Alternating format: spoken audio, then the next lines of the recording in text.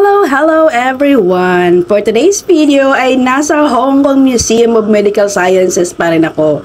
At pupuntahan natin yung room ng mga splints. Alam niyo naman kung ano yung mga splints, di ba? Ang splints ay ginagamit pa simula noong ancient times at tinatayang unang nakita o unang na-record ang splint noong 1500 BC. Alam niyo yun, ang tagal-tagal na pala, no?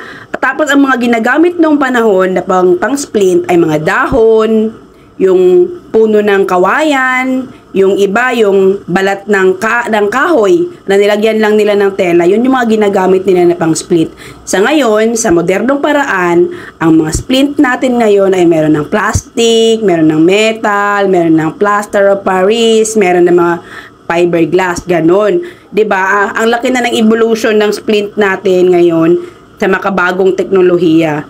Noon, ganyan ang ginagawa. Yung iba naman ang ginagamit ay yung karton, cardboard, or newspaper ang ginagawa nilang pang splint sa mga nabali or mga fracture. Ayan, tapos na.